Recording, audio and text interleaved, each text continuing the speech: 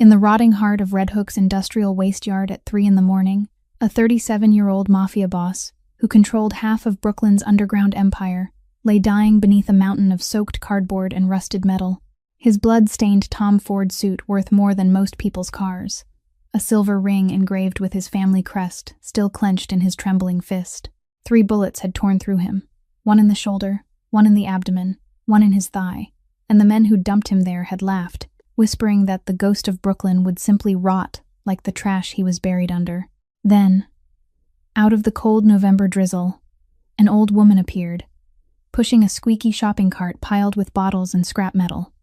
Her 64-year-old frame bundled in 3 layers of torn coats, her face weathered by 2 decades of sorrow she'd never spoken aloud.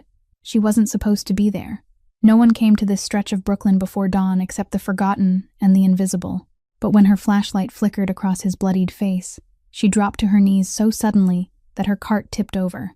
And what she whispered next froze his dying heart in a way no bullet ever could. His eyes, gray and cold, the same eyes that had ordered the deaths of 20 men, filled with tears he hadn't shed in 20 years, because somehow, impossibly, this ragged stranger knew the name he'd buried with his past. "Don't cry, son. Mama's here. What happened to you?"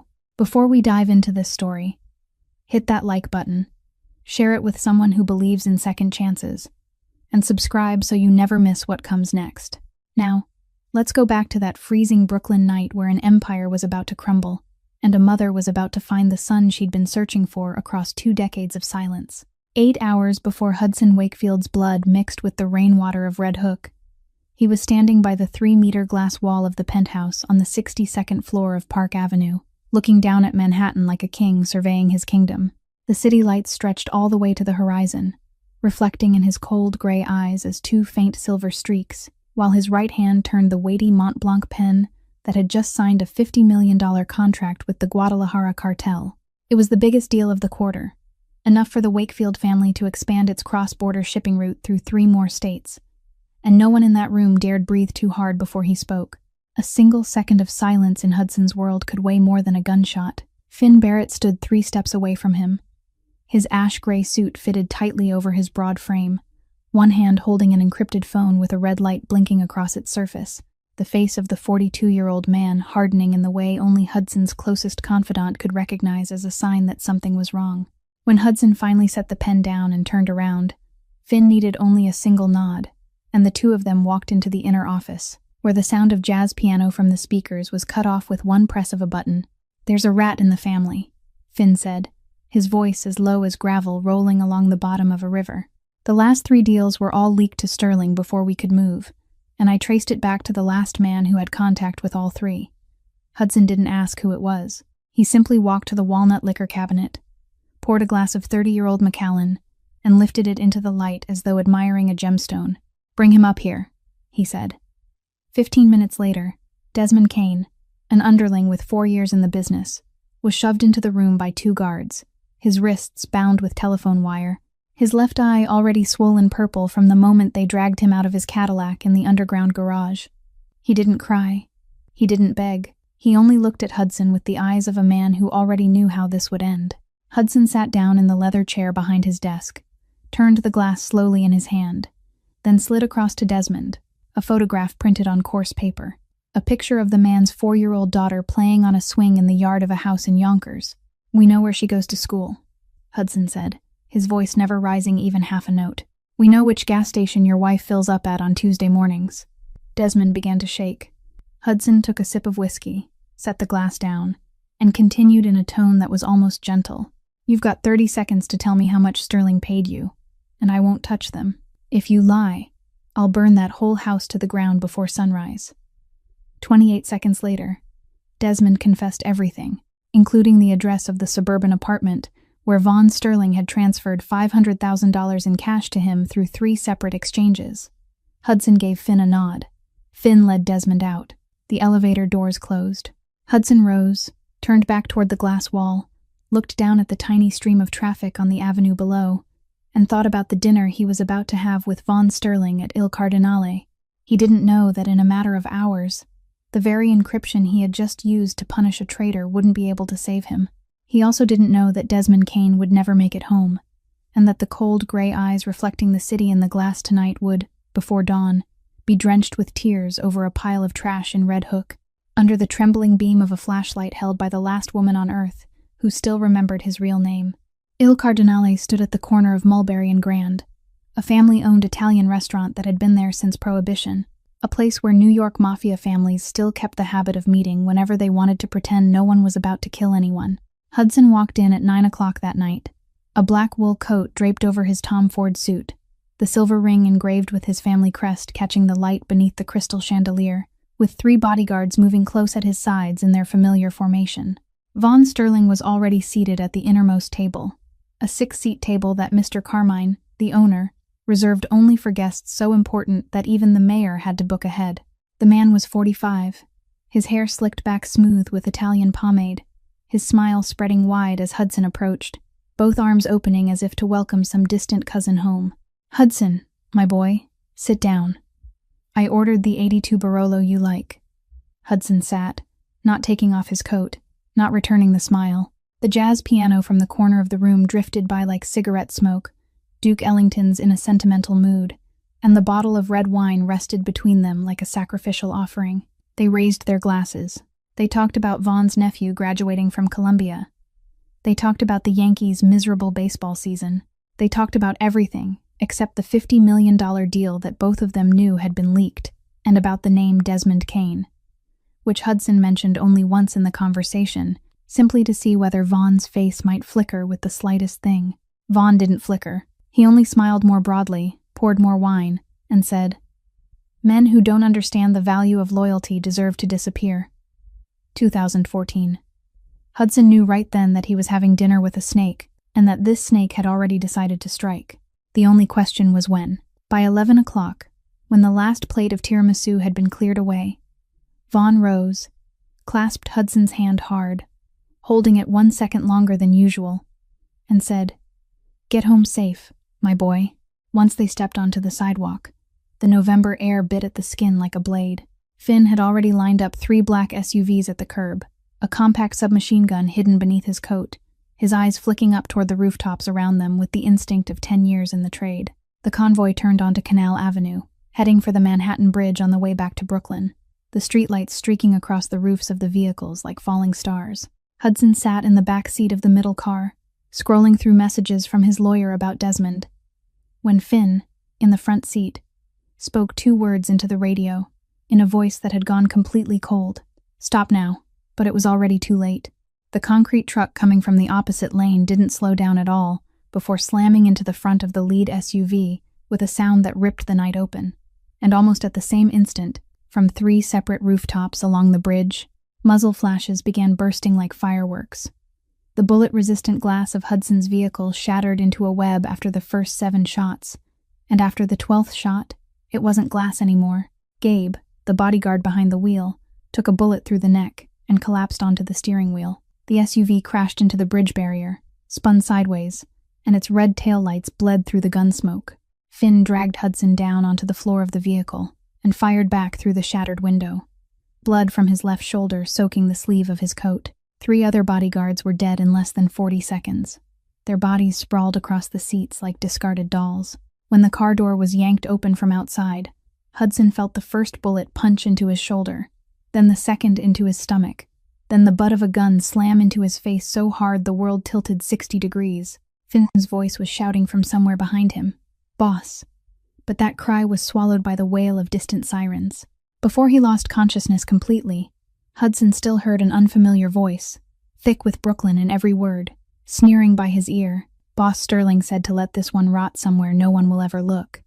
And when the trunk lid slammed shut over his head, Hudson Wakefield's world sank fully into darkness. The 2-story wooden house of Margaret Holloway stood at the end of a dead-end lane, exactly 300 footsteps from the Red Hook docks, close enough that on windless nights she could still hear the horn of a container ship leaving port at 4 in the morning, and far enough that none of the scavengers ever imagined anyone lived there. The sea-blue paint on the outer boards had peeled away through 18 winters, exposing gray, silver grain like bone. The tin roof had been patched with 3 pieces of mismatched metal, and the eastern window, shattered by a fallen branch the year before, had been sealed by Maggie with nothing more than clear tape and a sheet of cardboard. She pulled the warped wooden door shut behind her, turned the rusted iron bolt, and only then allowed her 64-year-old shoulders to tremble. Hudson lay on the narrow bed in the back room of the house, the room that had once belonged to Henry, his blood-soaked Tom Ford suit cut away by Maggie's old fabric shears, revealing 3 wounds still oozing slowly through the towels she had pressed against them. He wasn't awake.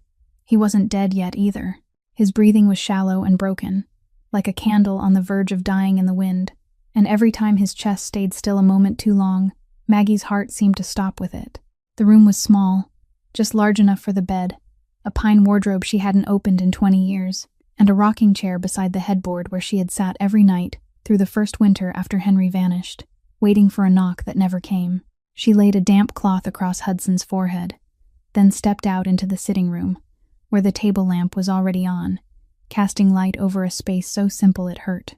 The little altar on the shelf by the wall held only 2 framed photographs, one of Patrick Holloway, taken in the summer when she was 30, back when she still believed he was a decent man, and one of Henry at 15, taken with an old Polaroid, the boy laughing in front of a Christmas tree in the blue sweater she had knitted for him.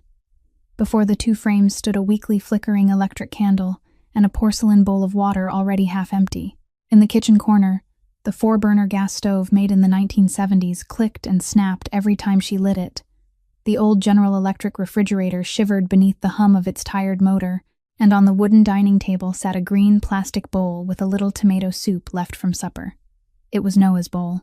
The boy was asleep on a mattress, laid on the floor in the corner of the sitting room, curled beneath a quilted blanket, his straw blonde hair in tangles, one arm still wrapped around the teddy bear with one eye missing that Maggie had bought for $3 at a flea market. 7-year-old Noah Holloway wasn't her grandson by blood. Only the child from the house next door, the son of Colleen Brennan, the neighbor who had died 3 years earlier on her kitchen floor with a syringe still stuck in her left arm, while the boy's father was serving 7 years at Attica for the same offense. Child Services had planned to take him into care, and Maggie, the scavenger woman, the woman who had nothing but a rotting wooden house and $600 in savings, had signed the emergency adoption papers on the very day the 4-year-old boy sat on her front steps and asked, "Grandma, do I have to go somewhere?" She gave him her last name. From that moment on, he was Noah Holloway. Maggie stood in the middle of the room, looking at the sleeping child and listening to the broken breathing of the man in the back room. The man she had spent 20 years searching for and less than 2 hours recognizing, and she knew she had to call the only person left alive in this world she could still trust. She reached for the old-fashioned landline hanging on the kitchen wall, turned each number slowly with trembling fingers, and prayed that Beckett Shaw would answer. Beckett Shaw picked up on the 4th ring, his voice rough with sleep after being woken at 3:40 in the morning. And when Maggie said only 3 sentences into the line, "Beckett, I need you here now. Bring your kit. There's a man dying in my house," the other end went silent for exactly 2 seconds. Then his answer came back in only 2 words, 30 minutes. She set the receiver down, stood leaning against the kitchen wall for a moment, and for the first time since she had found Hudson beneath that pile of garbage, she allowed herself to let out one long breath.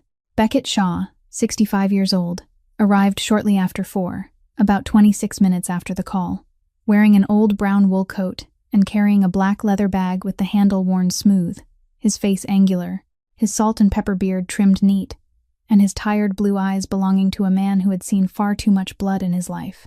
He had known Patrick Holloway since 1990, when the 2 of them worked together at the Todd shipyard on Beard Street, Patrick as a welder and Beckett as the company physician, before he earned his surgical specialty. Her husband had left, and her husband's friends had drifted away with him, but Beckett had been the only one who came back to knock on her door in the spring of 2007, when she had just lost her teaching job, carrying a bag of groceries and asking no questions at all. She had never forgotten that. When Beckett stepped into the back room and the table lamp threw its light across the face of the dying man on the bed, he stood frozen for exactly 5 seconds, and the leather bag nearly slipped from his hand. "Maggie," he said, his voice dropping until it was almost a whisper, "do you know who this man is?" Maggie stood in the doorway, both hands clasped tight before her stomach, and all she did was nod. "This is my son," she said. Beckett closed his eyes for 1 second, his lips pressing together as if swallowing something bitter. Then he set the bag down on the chair and began to work. "Your son," he said while tearing open the wrapping of a morphine syringe, "is Hudson Wakefield. He's the ghost of Brooklyn. He's the man this whole city prays will never learn their name." Maggie didn't answer. She only stepped to the bedside, took Hudson's cold hand in hers, and said, "He's still my son, Beckett, no matter who he is." Out in the sitting room, Noah was still curled beneath the quilt, the one-eyed teddy bear clutched tight against his chest, and the steady sound of the boys breathing in deep sleep was the only thing in the house that didn't betray the urgency of this night. Beckett had dragged the wooden dining table into the back room, spread a sheet of plastic over it, and with Maggie's help moved Hudson from the bed down onto the table to serve as a makeshift operating table beneath the light of a 40-watt lamp. He administered anesthesia, disinfected the 3 wounds with medical alcohol and betadine, then started with the bullet in the abdomen first because that was the most dangerous one, resting only millimeters from the abdominal aorta. His hands worked with precision and patience, in a silence broken only by the sound of the metal forceps striking the porcelain tray and Maggie's breathing each time she passed him another piece of gauze. The first bullet, the abdomen. The second bullet, the shoulder. The third bullet, the thigh. 3 misshapen pieces of lead fell one after another into the tray like 3 heavy black seeds. 2 hours and 30 minutes later, when Beckett stitched the final suture into the wound on Hudson's thigh with dissolvable thread, his white shirt bore 3 dark bloodstains at the wrists and across the stomach. He washed his hands in the kitchen basin, dried them on a cloth towel, then turned back to look at Maggie sitting in the chair beside her son. "He'll live," Beckett said. "But there's something you need to understand, Maggie. You didn't save a man. You saved a target. The people who dumped him in that trash tonight wanted him dead. And when they find out he didn't die, they'll come back. And they'll have to go through you to get to him." Maggie only looked at him, and Beckett let out a long breath, as though at last he had set down a burden he had carried for far too long. "I've done this before," he said quietly. "For men like him, I swore I'd never do it again. But for you, I'll do it one more time." He picked up his leather bag, paused at the door, and spoke one final sentence before stepping back into the Brooklyn night. "Pray that the little boy sleeping out there doesn't have to pay for this, Maggie." 3 days and 4 nights passed inside the wooden house in Red Hook like a slow-moving stream of muddy water, and when Hudson finally opened his eyes at 7 o'clock on the morning of the 4th day, the first thing he saw was an old pine ceiling with dark brown cracks running along the grain, like the map of a forgotten river. The second thing he felt was the smell of chicken soup, simmered with onions and celery rising from somewhere at the end of the hall, a scent his body recognized before his mind could understand why. And the third was the sound of rain tapping steadily against the tin roof above him, the drops falling slow but persistent like the heartbeat of the house itself. The first instinct of a man who had lived 16 years in the underworld wasn't to ask where he was, but to find a weapon. His right hand slid beneath the pillow. Nothing. His left hand moved across the bedside table, touching a glass of warm water and a porcelain bowl holding a folded cloth. Nothing. He tried to lift his head, and at once a tearing pain ran from his abdomen to his shoulder, forcing him back down, cold sweat breaking across his temples, and for the first time he realized that 3 thick bandages were wrapped around his body, and beneath them he was wearing a blue-gray plaid flannel nightshirt he'd never worn in his life. Someone had changed his clothes. Someone had bandaged him. Someone was keeping him alive. The bedroom door opened with a soft creak, and Maggie stepped in carrying an old wooden tray with a steaming bowl of soup, a wooden spoon, and a neatly folded cloth napkin set on top. She wasn't surprised to see that he was awake, as if she had been waiting for this moment through all 3 days and knew exactly when it would come.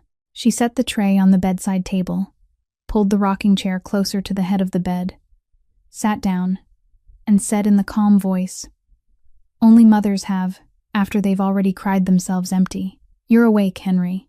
The name fell into the air like a stone dropping onto the surface of a lake that had been frozen for 20 years. Hudson narrowed his eyes, his voice so hoarse and weak that even he barely recognized it. "Who are you calling?"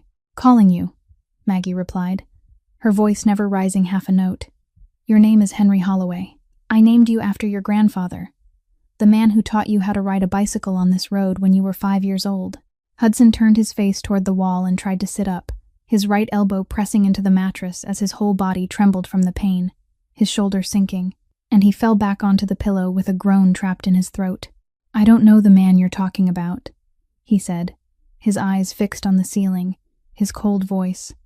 His body no longer allowed it its full strength. I'm not Henry. I'm Hudson Wakefield, and when I walk out of here, I'll repay you with more money than you've ever dreamed of." Maggie didn't react. She simply spooned up a little soup, blew on it to cool it, and lowered the spoon back into the bowl. Just then the bedroom door was pushed open gently, and a small head with messy straw blonde hair peeked inside, wide blue eyes looking straight at Hudson with the fearless curiosity of a child who didn't yet know how terrifying the world could be. "Grandma," Noah said softly, still clutching the one-eyed teddy bear. The bread's burned. Maggie turned, smiled, the first smile Hudson had seen on her face, and answered in a warmth completely different from before. "I'm coming right away, sweetheart." Noah glanced at Hudson one more time, gave him the tiniest little wave, and said in a voice sweet as candy, "Hi, mister." Then the door closed behind him.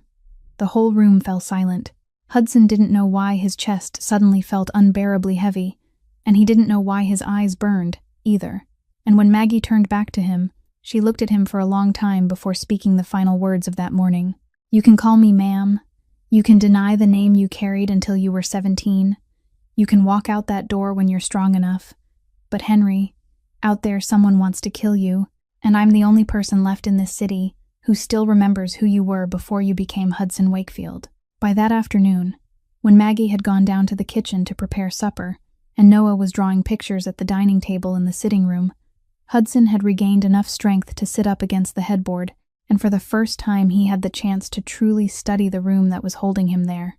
On the opposite wall stood a faded 3-tier wooden shelf, where a few old elementary school textbooks were stacked beside a stuffed bear gone flat with age, and on the bottom shelf, lying at an angle in a loneliness of its own, rested a brown leather photo album with a cracked spine. There was something in the way that album lay there, without dust, without anything covering it, as though it was still taken down and opened often, that kept Hudson from looking away. He pulled the blanket aside, lowered himself over the edge of the bed, and with his whole body trembling, he took 3 steps toward the shelf, his left hand gripping the wall to keep his balance. Then he took the album down and sank onto the wooden floor right there, because he no longer had the strength to make it back to the bed.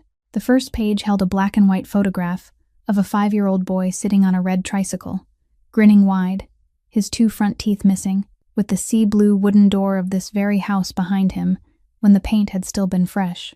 Hudson didn't recognize that child. He had killed that child 20 years earlier. He turned to the next page, a Polaroid of the same boy at 7, wearing a school uniform, standing beside a woman far younger than Maggie was now, her face not yet marked by the deep lines it carried today, and behind them was a sign that read, PS 106 Red Hook Elementary School, first day of school. Hudson turned the page again. The boy at 10 with one arm in a cast, smiling crookedly. The boy at 12 standing beside a Christmas tree in a hand-knitted blue sweater. The boy at 15, his hair longer, his eyes already holding the distance of a child calculating a way to run. And then, tucked between the photographs and clipped together with rusted paper clips, there were other papers. The first was a missing person notice printed on a yellowing sheet of A4 paper, Henry at 17 in the middle, the name Henry Thomas Holloway, height 5 feet 9 inches, brown hair, gray eyes, missing since October 19th, 2006. The second was a receipt from Donovan and Sons Private Investigations in Bay Ridge, $200. Note: investigation in the Philadelphia area. The third, another receipt, $300, Newark area. The fourth, a reply letter from St. Vincent Orphanage in New Jersey, stating that they had checked their records and found no match. The fifth, a letter from Rikers Island. The sixth, a letter from the New York Police Department. The more pages he turned, the more Hudson's hands shook, and when he reached the 23rd sheet, he stopped because he couldn't bear any more. Those papers kept going, packed through the entire rest of the album, like the diary of a woman who had spent 20 years doing nothing but searching for her son.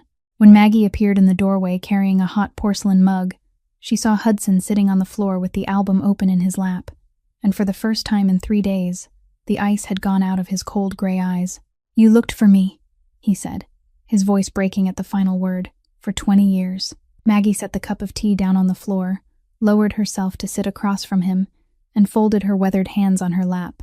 "I was an elementary school teacher at PS 106 for 22 years, Henry. After you disappeared, I couldn't teach anymore. I couldn't watch 17-year-old children walk out the door without wondering where you were, whether you were alive or dead. whether you were hungry, whether you were cold. I left my job the following spring. After that, I did whatever work I could. Cleaning houses, washing clothes, scavenging, just to pay detectives and keep this house. Because I was afraid that if one day you came home, you wouldn't know where to go. Hudson looked down at the album, and for the first time since the night he stepped into Sebastian Wakefield's black car, he spoke the truth. I ran because I hated being poor, Mom. I hated the smell of kerosene from the heater. I hated breakfasts of white bread spread with grease. I hated that you patched my clothes with thread that didn't even match. I thought if I stayed here, I'd die like a rat in this house. Maggie didn't cry. She only looked at him for a long time, then said the sentence she had rehearsed in her mind for 20 years without knowing how many times. And now, have you found what you went looking for, Henry? Maggie's question hung in the air between mother and son for a long while, and Hudson couldn't answer, because the only answer he had would force him to look straight at a truth he wasn't ready to face. Maggie rose, rested her hand on his head for the briefest moment, then left the room, and when she returned, she was carrying a small oak box about the size of a thick book, with the letters H.T.H. carved into the lid by her husband's dull chisel 36 years earlier. She sat down on the edge of the bed, placed the box in her lap, and looked at it as though she were looking at a grave that had finally come time to open. "There are things I should have told you a long time ago, Henry," she said softly, "but I was afraid. I was afraid you'd grow up with a heart full of hatred. And now I realize my silence hurt you even more." She opened the box. Inside was a stack of letters tied with a black ribbon that had long since faded, at least 30 stamped envelopes with no postmarks, and a blue-covered Chase Manhattan Bank passbook yellowed at the edges. Maggie picked up the top envelope, turned it over in her hands, then spoke without looking at Hudson. "Your father didn't die, Henry. Patrick didn't die in a factory accident when you were 4. Patrick ran off with a woman named Annalise, an accountant at the shipping company next to the shipyard, and he left me $320 on the kitchen table with a note saying he couldn't afford to keep the two of us." Hudson lifted his head, and for the first time since he had woken, he wasn't a mafia boss anymore. He was only a 4-year-old boy hearing that his father had left him all over again. "I lied to you," Maggie went on, her voice steady, though every word seemed edged with a wound.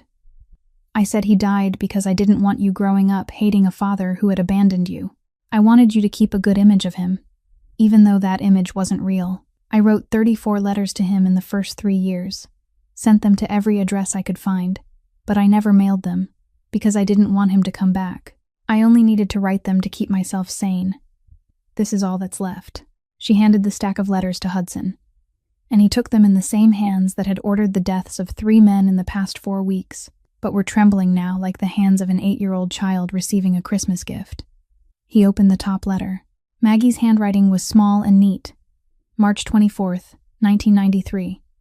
"Dear Patrick, today Henry asked where his father was, and I told him his father was away on business. He is 4 years old. He doesn't deserve to carry this lie all his life." Hudson folded the letter shut. He couldn't keep reading. Maggie picked up the passbook, opened it to the final page, and turned it so he could see. "This is why I scavenged, Henry." On the last line, the balance was written in faded blue ink, but it was still clear. $47,082.53. 18 years, Maggie said. "Every dollar I earned beyond rent and food, I put into this account. I saved it so you could go to college. I thought you'd go to Brooklyn College, maybe study architecture, because when you were 8, you used to draw houses on newspaper. You disappeared when you were 17. I kept saving anyway, because I believed that if you ever came back, you'd need it, even after I turned to scavenging just to survive. Even when I couldn't manage 3 full meals a day in the winter of 2003, I never touched this account. It was always there, Henry. It has always been there." Hudson stared at the number, $47,000, less than 1,000th of the money he had moved across the Mexican border the week before, less than the price of the Patek Philippe watch on his wrist, and he couldn't say a single word. He only set the album down on the floor, took his mother's weathered hand in both of his, and pressed his face into it. Maggie bent down and kissed his hair, and for the first time in 20 years, Henry Holloway cried without a sound like a 4-year-old child who still couldn't understand why his father wasn't coming home. Hudson didn't cry for long, because men like him weren't allowed to cry for long, not even when their world was collapsing from the inside out. He lifted his head, wiped his face with the back of his hand, and looked at his mother with eyes still red but already sharpened again by clarity. And he understood that if she had opened her box for him, then it was his turn to open his own. "Mom," he said, his voice rough. "There's something I need to tell you, and when you've heard it, I don't know if you'll still want to sit in this room with me." Maggie said nothing. She only pulled the rocking chair closer and sat down, her hands folded in her lap as though she were ready to receive whatever was coming. Hudson took a long breath, stared into the space between them, and began. "The night I ran away," he said, "I didn't leave alone. There was a man waiting for me at the corner of Van Brunt and Coffee in a black Lincoln. He said he'd seen me at Ferdinando's for 3 weeks straight, watched me washing dishes for $2 an hour, watched me stuffing leftover bread into my pockets to bring home. He said his name was Sebastian Wakefield, and that he wanted to give me a different life." He stopped, and Maggie raised her head slowly, as though someone had struck her from behind. "I believed him," Hudson went on, "because he knew my name, knew the address of this house, knew what school I went to.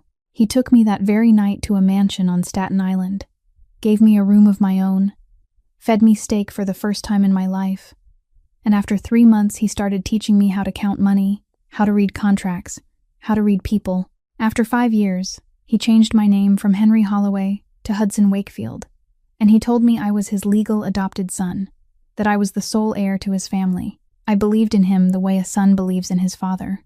When he died of cancer 5 years ago, I took over everything he left behind, and I built that empire as a way of repaying the only man I ever thought had chosen me." Maggie didn't breathe for 7 seconds. Her hands tightened in her lap until her knuckles turned white, and when she opened her mouth, her voice was no longer calm. It was shaking. "Sebastian Wakefield," she repeated, then closed her eyes. "Henry, do you know who Sebastian Wakefield is?" Hudson looked at her, not understanding. "He's your uncle," Maggie said. "He's Patrick's younger brother. His birth name was Sebastian Holloway. He changed it to Wakefield in 1994, when he left Red Hook to join the real Wakefield family, after he was discharged from the Navy for theft." Hudson recoiled across the floor until his back struck the bookshelf, and his gray eyes widened so far that Maggie could see the ruin inside them. "Mom, don't say any more," he whispered, but Maggie couldn't stop now. "After Patrick left, Sebastian came looking for me," she said. "He came in March of 1993, when I was trying to find a second job to pay the rent. He said he would take care of me and you, that he had always loved me even before I married his brother. I turned him down, Henry. I threw him out of this house. I told him that even if I starved to death, I would never choose my husband's brother. He looked at me before he left, and he said, 'Any woman who looks down on Sebastian Holloway will pay with the most precious thing in her life.' 20 years, she went on, her voice breaking now, and the last 2 tears fell onto her hands. 13 years later, he took you. He didn't raise you because he saw you washing dishes. He raised you to punish me. That whole empire you have, Henry, everything you think is yours, all of it was built on a revenge plan that began when you were 4 years old." Hudson collapsed onto the floor, his shoulders shaking violently, and the sob he had held back for 20 years finally burst out of him like a dam splitting open. Maggie didn't say another word. She only slid from the chair, knelt on the wooden floor beside the son, who had lost himself to the curse of an uncle, who had never loved anyone but himself. And she held him as tightly as she could, as though she were trying to gather all 20 lost years into her arms. On the morning of the 6th day since the night at the Red Hook garbage lot, after Noah had left the house at 7:40 in the morning to walk to PS 106 Elementary School, 3 blocks away with his Spider-Man backpack over his shoulder, Finn Barrett was sitting inside a black Ford Explorer parked in the empty lot across from the 7-Eleven on Van Brunt Avenue, his eyes bloodshot from 3 sleepless nights, and the wound in his left shoulder beginning to fester beneath the hastily wrapped bandage. It had taken him 4 days to track this place down. 4 days of going through hospitals across the city without finding any record of Hudson. 4 days of bribing precinct officers for copies of traffic camera footage around the Manhattan Bridge and the surrounding Red Hook area. And in the end, it was the old security camera from this very 7-Eleven, catching an elderly woman pushing a shopping cart piled high with scrap out from the direction of the garbage lot at exactly 3:42 in the morning that night, with something beneath the tarp draped over the cart large enough to be a man's body, that had given him his lead. He followed the trail of the cart across 3 other cameras along Beard Street, And that path led him to the end of the dead-end lane he was watching now, to the 2-story wooden house with the peeling sea blue paint. Finn checked the Glock 19 beneath his coat, took a deep breath, and stepped out of the vehicle. When he knocked on the door at 9 o'clock that morning, it opened after 10 seconds.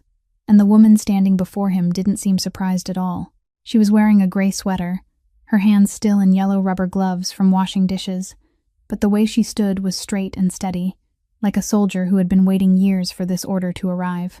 "How can I help you?" she asked. And Finn recognized at once that she was the woman from the camera. "I'm a friend of your son," he replied, his voice low.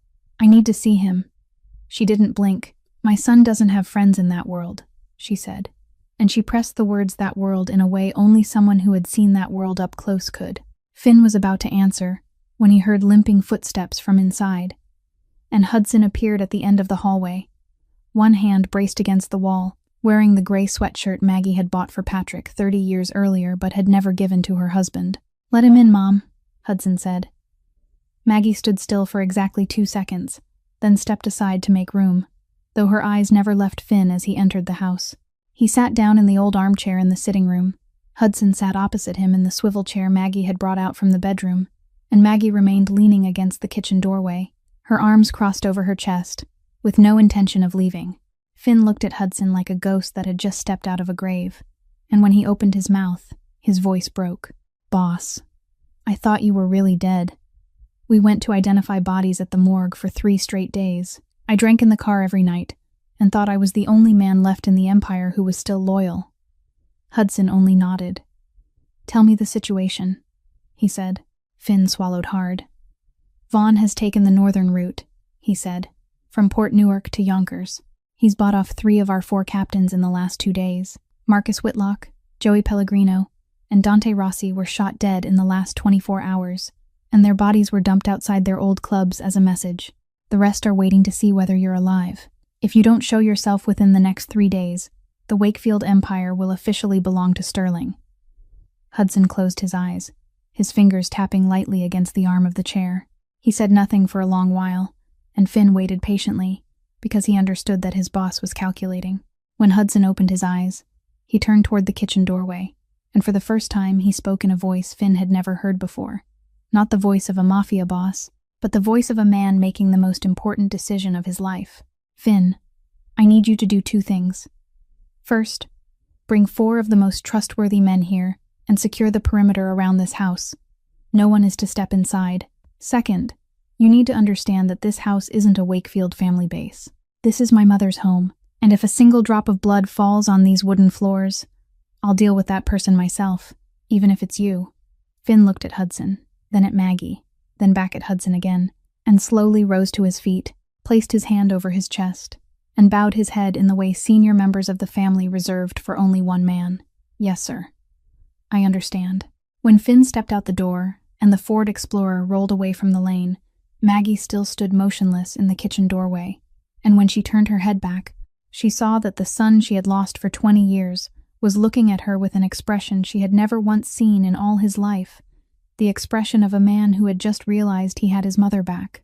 That same afternoon, in an office on the 17th floor of Sterling Holdings overlooking Bryant Park, Von Sterling was leaning back in a burgundy Chesterfield leather chair, a glass of 25-year-old Macallan in his hand, and a Cuban cigar resting between the fingers of his right hand, when his assistant, Ray Malone, walked in with a face so drained of color that Vaughn knew at once the news coming wouldn't be good. "Boss," Ray said, stopping 3 steps from the desk like a dog that had learned that line was where safety began. "We've got a problem. Hudson Wakefield is still alive." Vaughn didn't react immediately. He only swirled the whiskey in his hand, watched the amber liquid cling to the crystal, and took a small sip before setting it down. Ray waited, sweat already gathering on his forehead even though the air conditioning was running. "Go on," Vaughn said. "Finn Barrett showed up in Red Hook this morning," Ray replied, "and our men watching him saw him enter a wooden house at the end of the dead end off Beard Street. He stayed there exactly 19 minutes, then came back out. Half an hour later, 4 black SUVs from the Wakefield crew arrived and sealed off the house. We believe Hudson is inside." Vaughn set the cigar down in the crystal ashtray, and for the first time in 10 minutes, his smile disappeared. "Who was in that house before Hudson got there?" he asked. Ray glanced at the paper in his hand. An elderly woman, 64 years old, named Margaret Holloway, a former elementary school teacher, currently making a living by scavenging. She lives alone with a 7-year-old boy she adopted. No known connection to the Wakefield family in any records we have. Vaughn went silent for a long time, and that silence made Ray stop breathing. At last he rose, walked to the window overlooking the park, and said in a voice soft as velvet and cold as a blade, "Margaret Holloway. Ray, I want every file on this woman on my desk in 3 hours. I want to know where she was born, who she married, whether she had children, and where that child is. And I want 3 teams on the road to Red Hook tonight. No action, only surveillance. If Hudson is really hiding in the house of an old scavenger woman, then we're looking at a gift I don't intend to unwrap too quickly." When Ray left the room, Vaughn turned back to his drink, and for the first time in many years, his smile took on the shape of a man who had just caught the scent of blood in water. 12 miles to the south, inside the wooden house in Red Hook, time was moving to an entirely different rhythm. It was already 9 o'clock at night. Noah had brushed his teeth and climbed onto the mattress in the sitting room with his one-eyed teddy bear, his straw blonde hair still damp with water, and Maggie had read him exactly 1 chapter of Charlotte's Web before he drifted to sleep with a small smile on his lips.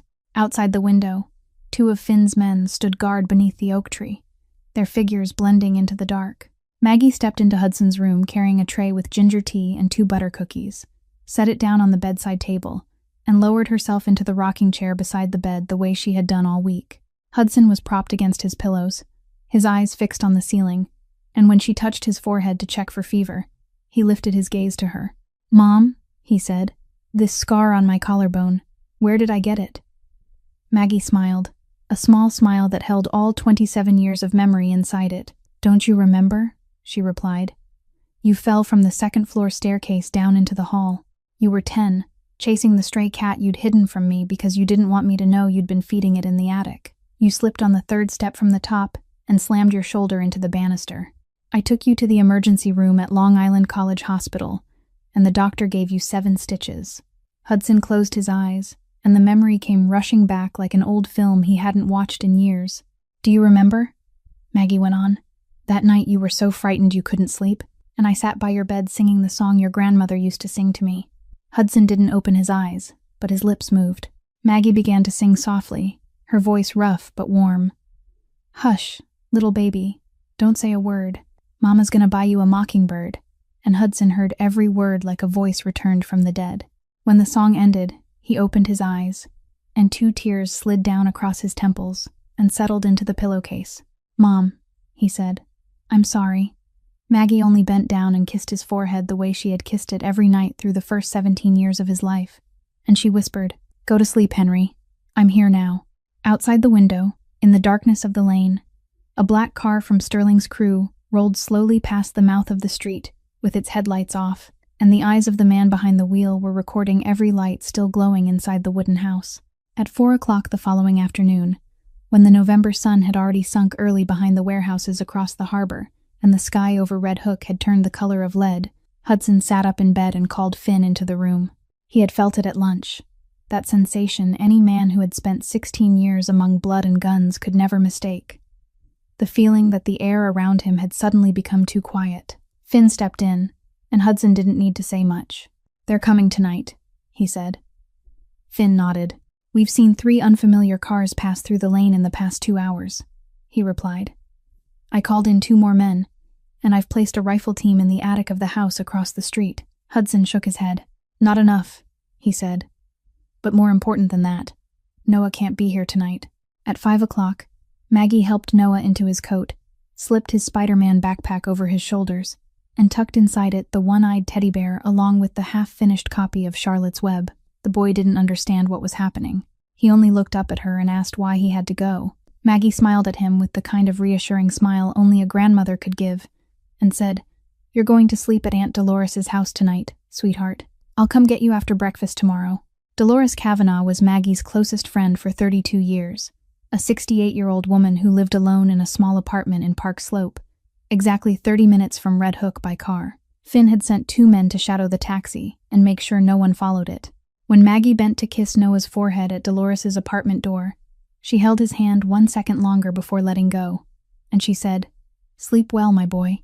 Noah waved goodbye to her through the taxi window as it rolled away, and she sat through the whole ride back with her eyes fixed on the night outside, and not a single tear falling, because women who have lost a child once in their lives already know how to swallow their tears whole. At 1:58 in the morning, the wooden house was as quiet as a grave. Hudson sat upright on the bed in the back room, his back against the headboard, the Glock Finn had given him the night before, resting across his lap. Maggie sat in the sitting room in the dark, a sweater pulled over her shoulders, a mug of ginger tea gone cold in her hands. Outside the window, 2 of Finn's men stood guard, and 3 others lay on the rooftops of the neighboring houses with Remington rifles. At 2:01, the first bullet ripped through the air. The sitting room window shattered, and the mug fell from Maggie's hand to the floor, but she had already thrown herself down by reflex. Outside in the yard, gunfire erupted from all 4 directions as Finn's men clashed with 6 of Sterling's shooters in a short, savage firefight between the wooden fences. Hudson was out of bed before the second shot, his body holding only half the strength of the Mafia Boss he had once been, but still enough to move. He crawled down the dark hallway, and by the time he reached the sitting room, everything had already been turned inside out. The front door had been kicked open, and 1 gunman in a black leather jacket stood in the middle of the room with a handgun pressed to Maggie's temple, his left hand locked around her throat, shouting something about surrender. Maggie didn't scream. She only looked straight into Hudson's eyes at the end of the hall, and she said in the calmest voice she had ever used in her life, "Shoot, Henry. If you have to shoot, then shoot. Don't worry about me." Hudson stood still. The Glock in his hand had already come up, but the 3 wounds still healing inside his body were crying out in pain. Cold sweat was running down his spine, and his hand was shaking. The distance was 4 meters. The gunman's head and Maggie's head were less than 6 inches apart. He had made harder shots in his life, but never one where, if he missed, what he would lose would be everything. The gunman turned his head toward Hudson, and that was his mistake. In the instant he turned, the angle between Maggie's temple and the man's forehead opened by another inch, and Hudson pulled the trigger. The bullet passed less than an inch from Maggie's cheek and struck the man square in the middle of the forehead. His body dropped like a sack of sand, dragging Maggie down with him, and his gun went off once into the wooden floor. Hudson lunged forward, ignoring the tearing pain in his abdomen, dropped to his knees beside his mother, and lifted her up. "Mom," he shouted, "are you hurt?" Maggie was breathing hard, her right hand pressed to her left arm, and when Hudson looked down, he saw blood already soaking through the sleeve of her sweater. "I'm all right," she said, her voice breaking now. "It only grazed me." Outside, the gunfire had gone silent, and Finn's voice rang out from the yard. "It's clean, boss. 4 dead, 2 got away." Hudson held his mother tightly on the splintered floor, strewn with glass, the 2 of them lying among the spent shells while the November wind poured through the shattered window, and he understood that from this moment on, he was no longer allowed even 1 more second of weakness. 40 minutes after the last gunshot died away in the lane, when Beckett Shaw had already arrived and treated the 4-inch wound on Maggie's left arm right there on the kitchen table, and Finn had dispatched 2 black trucks to clear away the bodies of the 4 Sterling men in the yard. An unmarked gray sedan stopped at the mouth of the lane, and a woman stepped out, alone. She was about 5'7", wearing a black leather coat down to her knees, gray trousers, and Oxford shoes with the heels worn down, and when she pulled a badge from the inner pocket of her coat, the streetlight caught the metal surface and lit up the 3 letters FBI with startling clarity. Finn saw her first and lifted a hand in warning, but she didn't stop, and she didn't draw a weapon either. She only kept walking toward the house with the calm green eyes of someone who knew exactly where she was stepping. "I'm Special Agent Quinn Lawson," she said when she stopped 3 paces from Finn. "New York office. I didn't come with backup because I can't trust my own colleagues, and I didn't come here to arrest anyone tonight. I need 10 minutes with Hudson Wakefield." Finn glanced toward the house, and Hudson, having heard from inside, stepped out onto the porch, though he had to brace himself against the doorframe just to stand. "Let her in, Finn," he said. Quinn Lawson was 38 years old. She sat down in the old armchair in the sitting room, where broken glass still covered the floorboards, and didn't show the slightest discomfort at the scene around her. And when Maggie came out carrying 3 cups of black coffee on a wooden tray, Quinn rose to her feet, bowed her head to the older woman, and thanked her in a low, respectful voice. Quinn placed a thick file on the table and opened it. "Mr. Wakefield," she began. "I've been tracking Von Sterling for 3 years. I lost 2 colleagues doing it. One died in Newark in April last year. One was killed in a car crash I don't believe was an accident. I'm not here because of your Wakefield family, because honestly, you're just one of many men I could spend an entire career chasing. I'm here because Sterling is something else." She turned the file and laid out a series of long-distance photographs. Vaughn, standing on a dock in Veracruz, shaking hands with a Mexican man no one at the table knew by name. Vaughn coming out of a warehouse in Laredo alongside 3 cargo containers. Vaughn standing in a law office in Manhattan, speaking with a federal prosecutor, whom Quinn had marked as under investigation for corruption.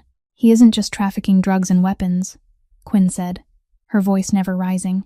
"He's the central link in a human trafficking route moving people from the Mexican border into 9 eastern states. In the past year alone, we've counted at least 240 women and children moving through his network, most of them ending up in brothels or sold to trafficking families." Hudson sat still, his cold gray eyes having already passed through too much evil to be easily shocked, but his jaw had gone hard.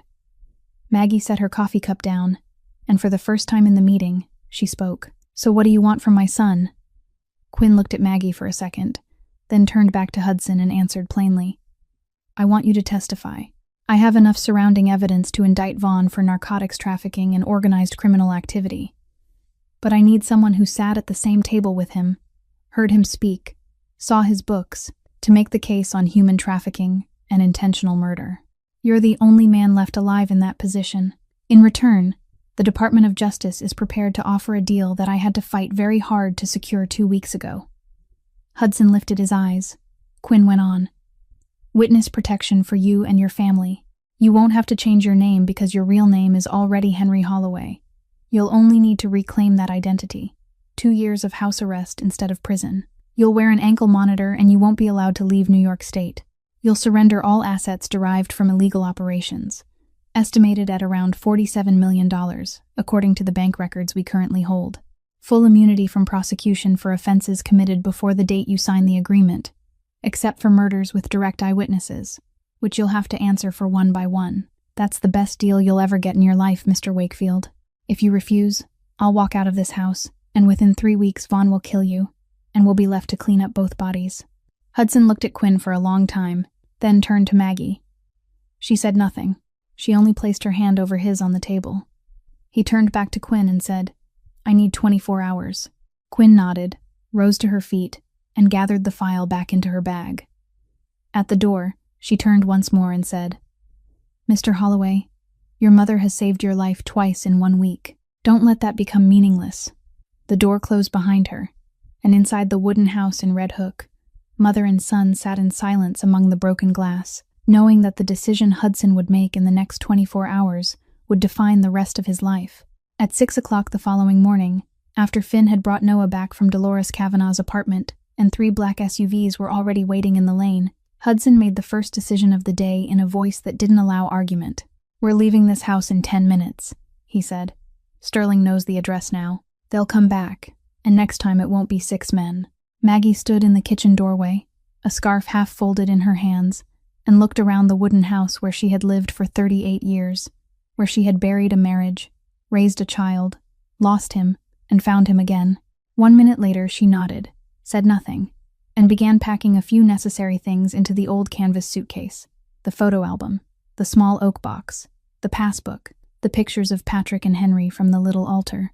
Noah was woken up, told that they were going away for a few days, and the boy only gave a sleepy nod, hugged his one-eyed teddy bear a little tighter, and asked no questions.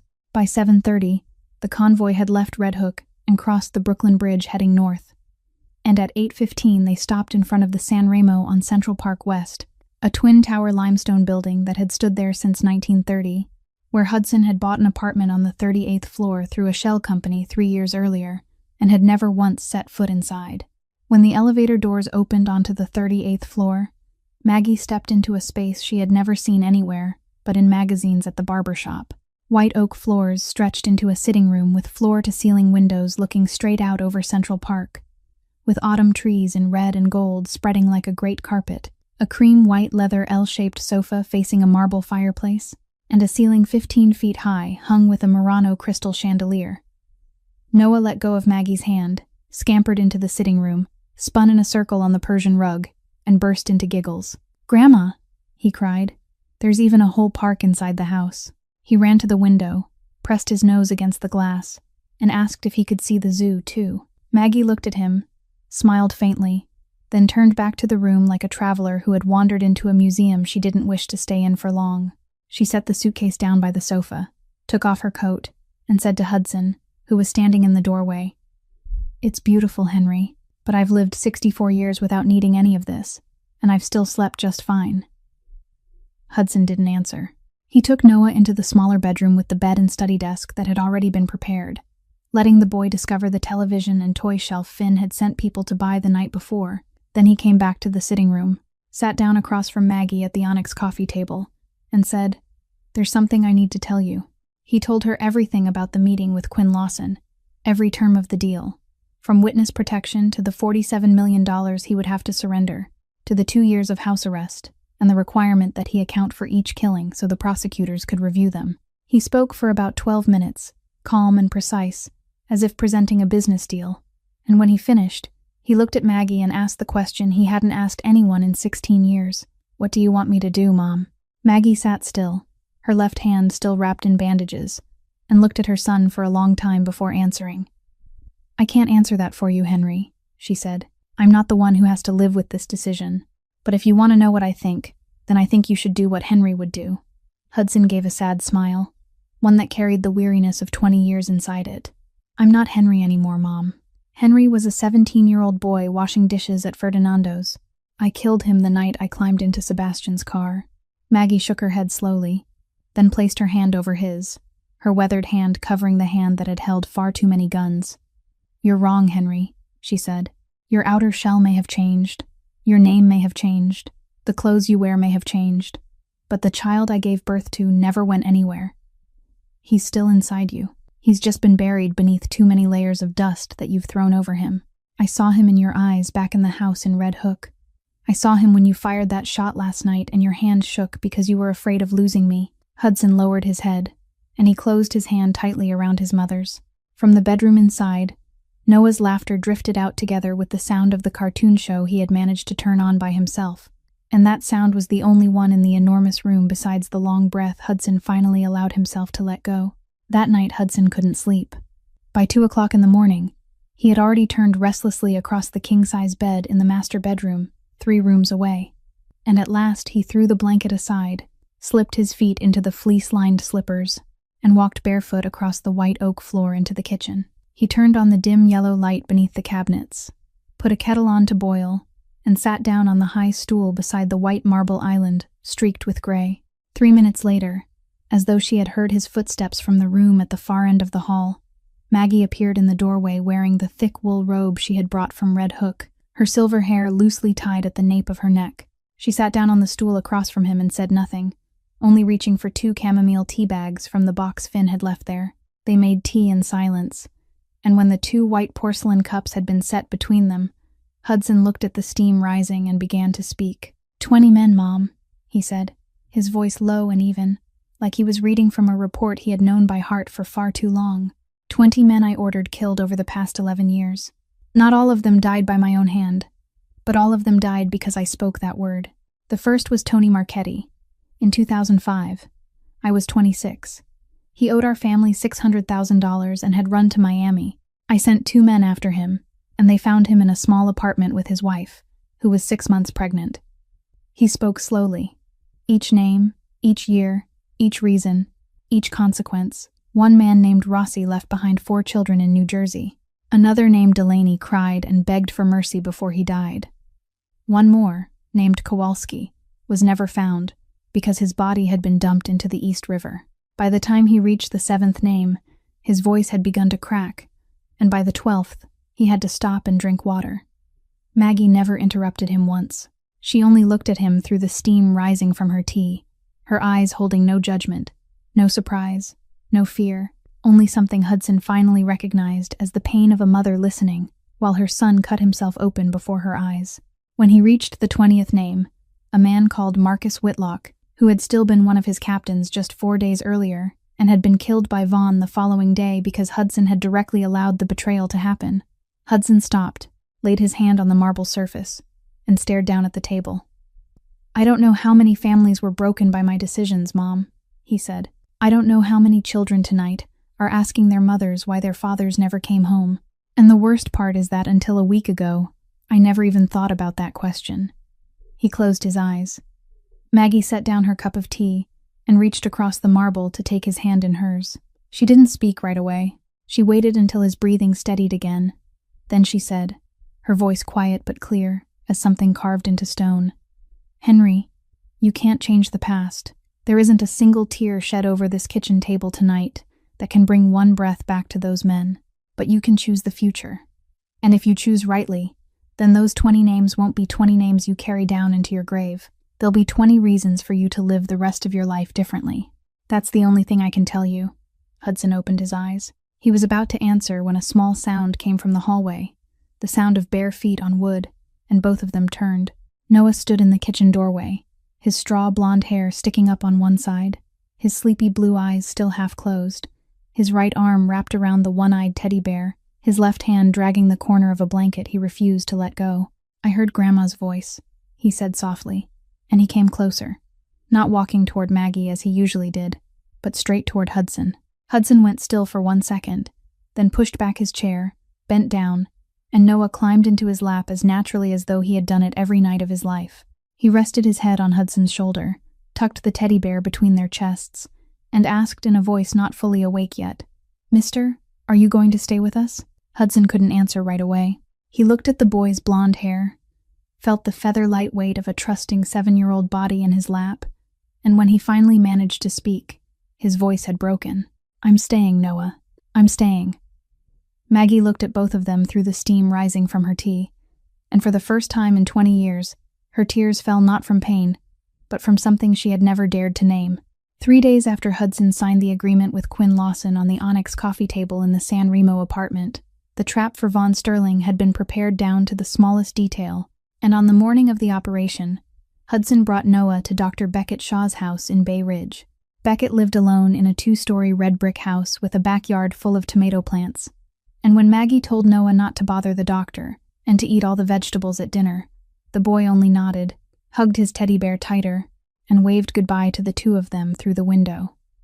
Beckett closed the door, looked at Hudson, and said the only thing he felt needed saying, "Bring your mother and that boy back to me in one piece, Hudson." At exactly 10 o'clock that night, Container Pier Number 7 in Red Hook lay buried beneath the salty fog of November, the yellow-orange sodium floodlights spilling over the damp concrete in round pools of light spaced 100 feet apart, and between the rows of stacked containers rising like enormous blocks of steel, Hudson stood alone beside the black SUV, one hand in the pocket of his wool coat, the other hanging loose at his side, beneath his white shirt, beneath his gray silk tie, beneath the skin over his chest. A recording device no larger than a coin had been taped in place by Quinn with medical adhesive, and 300 meters away, inside a confiscated shipping container turned command post, 12 FBI agents and 6 SWAT operators were listening to every breath he took through their headsets. Von Sterling arrived at 10:04 in a black Escalade with bullet-resistant glass, stepped out with a smile already arranged on his face, and 4 bodyguards close behind him, including Ray Malone. "My boy survived," Vaughn said, opening both hands the way he had that night at Il Cardinale. "Good for you. For the past week, the whole city thought you'd rotted somewhere." Hudson gave a faint smile, shook his hand, and didn't pull away too quickly. "You planned it well, Vaughn," he replied, "but I want to talk. I've lost 3 captains. I don't have the strength to fight you back, and I don't want both of us burned to the ground in a war where the FBI gets the last laugh. I came here to split it." Vaughn nodded slowly, interested, and the 2 men walked along the row of containers. Vaughn's 4 bodyguards 3 steps behind him, Finn Barrett, and 2 of Hudson's men following him at the same distance.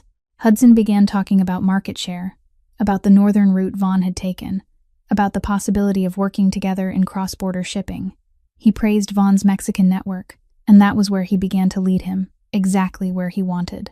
"I know you've been working with Guadalajara for 4 years, he said, "since before Sebastian died." Vaughn laughed, took a sip from a silver flask, and answered, Sebastian was a fool, you know that. He thought he could control the whole South without sharing with anyone, and he paid for it. Hudson kept his face neutral. You arranged that. Vaughn nodded, surprised by the bluntness. That's right, he said. I paid $200,000 to a doctor at Mount Sinai to switch Sebastian's chemotherapy drugs during his last 3 months. He thought he was dying from cancer. He never knew the cancer had help. Hudson nodded. And Marcus Whitlock, he asked next. How long had you bought him for? Almost 2 years, Vaughn replied. Marcus was greedy, and you were too hard on him. I only paid him $50,000 a month, and your information flowed into me like water. Hudson could almost imagine the device beneath his shirt, growing hot against his skin. Inside the command container, Quinn clenched her hand. That's enough, she said quietly into the radio. Get ready to move. But at that exact moment, Ray Malone suddenly stepped forward from behind Vaughn, his eyes catching the slight bulge beneath Hudson's shirt on the right side of his chest, and he shouted, Boss, he's recording. Time stopped for half a second. Vaughn spun around, the smile gone, and his hand plunged into his coat for his gun. Hudson had already stepped back, the Glock at his waist snapping into his right hand, and the first shot exploded from Ray's weapon, grazing past Hudson's left ear. Finn Barrett, standing 20 feet behind, didn't hesitate. He lunged forward, throwing his body in front of Hudson as 3 more shots came in, and the second one buried itself in Finn's right shoulder, sending him crashing onto the concrete. Inside the command container, Quinn shouted into the radio, Go, now. From all 4 sides, 6 SWAT operators in black body armor surged out from behind the containers, red laser sights sweeping across the pier like a deadly web, and the loudspeaker thundered out the order, FBI, drop your weapons. Get on your knees. The whole firefight lasted less than 40 seconds.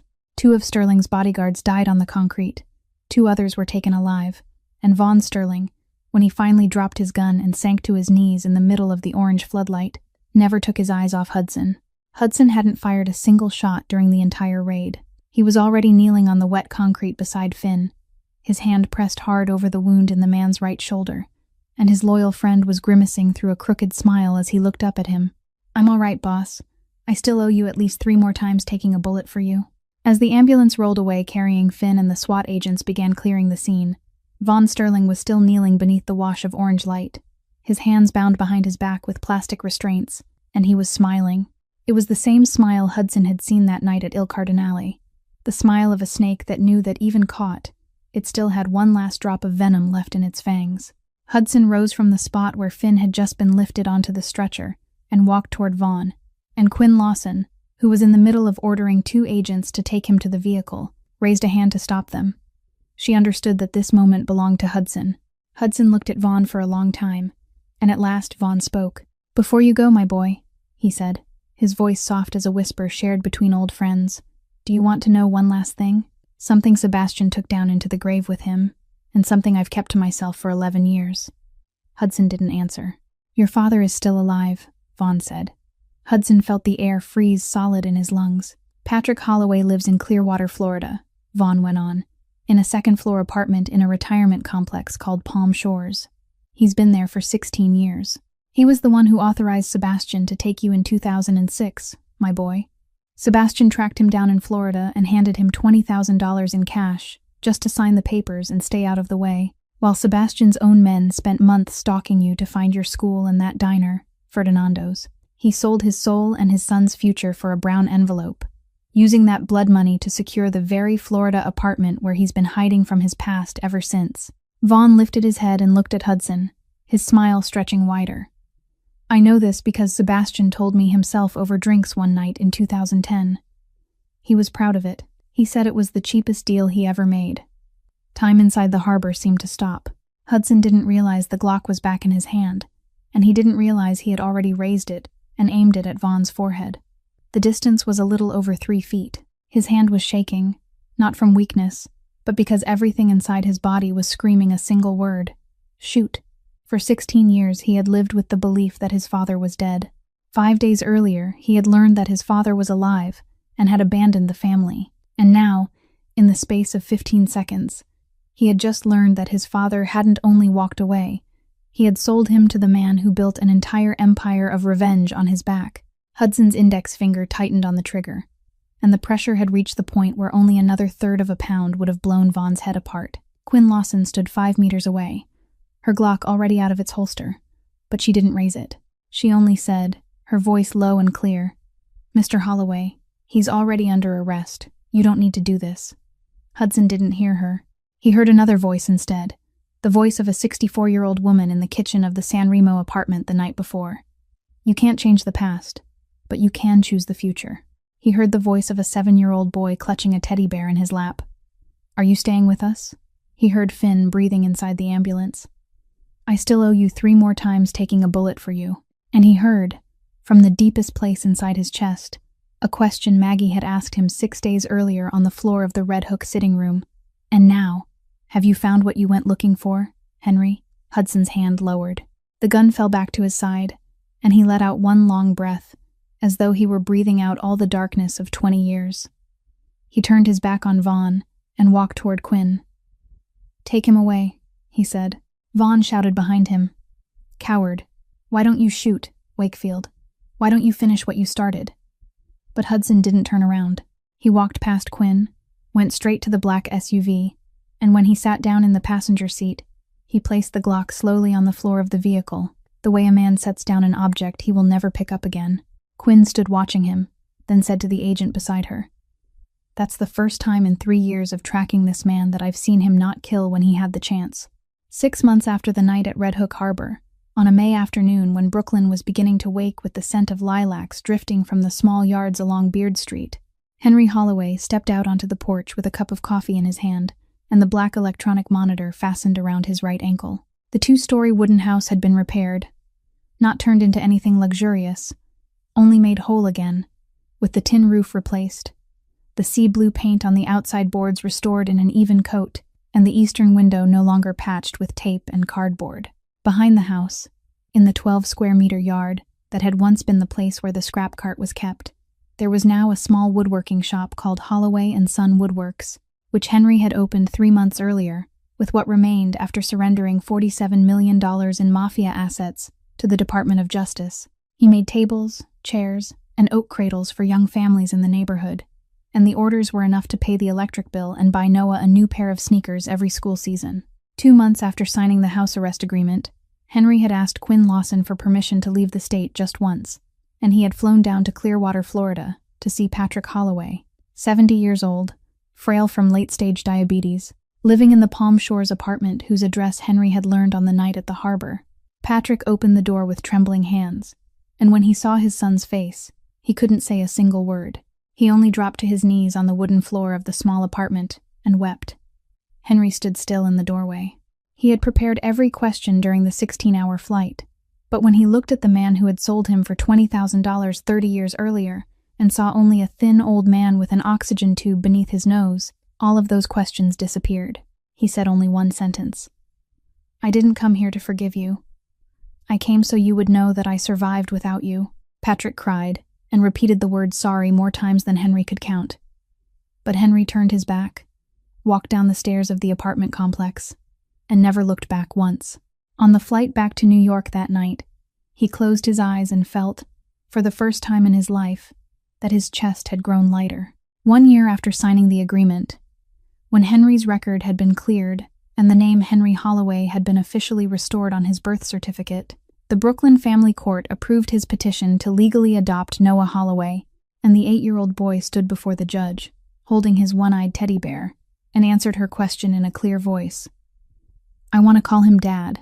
Finn Barrett opened a small Italian restaurant called Nana's Kitchen in Astoria, Queens, where he cooked every evening from the recipes of his Sicilian grandmother, and every Sunday he drove his old Ford across the Brooklyn Bridge to Red Hook for dinner with the Holloway family, bringing a box of cannoli and jokes that only Henry understood.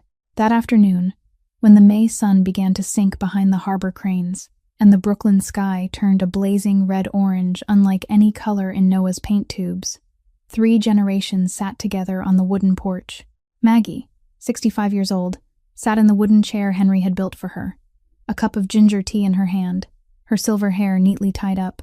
Henry sat on the step beside his mother, one leg stretched out to ease the weight of the monitor, and Noah ran around the yard with a golden dog named Scout that Finn had given him for his 8th birthday.